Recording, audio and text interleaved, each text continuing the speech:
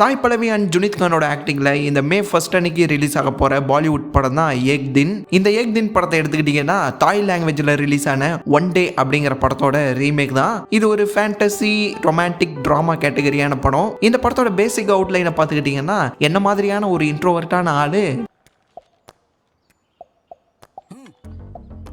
உண்மையாக தாங்க சொல்கிறேன், நான் இன்ட்ரோவர்ட் தான், நம்பலையா? சரி அதை விடுங்க. என்ன மாதிரியான ஒரு இன்ட்ரோவர்ட்டான ஆளு ஆஃபீஸில் ஒரு பொண்ணை ஒன் சைடாக லவ் பண்ணுறான். அந்த லவ்வை எக்ஸ்பிரஸ் பண்ணாமலே இருக்கிறான் அந்த பொண்ணுக்கிட்ட. அப்படி இருக்கக்குள்ள தான் அவங்க ஆஃபீஸில் இருந்து ஜப்பானுக்கு டூர் கூட்டிகிட்டு போகிறாங்க. அப்படி டூர் கூட்டிகிட்டு போன இடத்துல இவன் நினச்ச மாதிரியான ஒரு வாய்ப்பு கிடைக்குது. அதை அவன் எப்படி பயன்படுத்திக்கிட்டாங்கிறது தான் இந்த படத்தோட பேசிக் அவுட்லைன். இது ஒரு சூப்பரான ஃபீல் குட்டான ரொமான்டிக் ட்ராமா கேட்டகரியான படம்னே சொல்லலாம். இந்த படத்தில் சாய் பல்லவியை கேஸ்ட் பண்ணது ரொம்பவே சூப்பரான விஷயம். ஏன்னா அந்த மாதிரியான கதை தான் இது.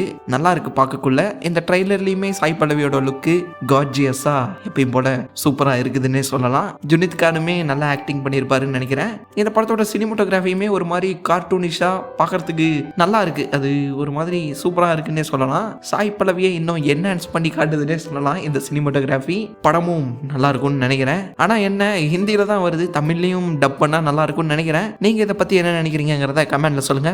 பாய்.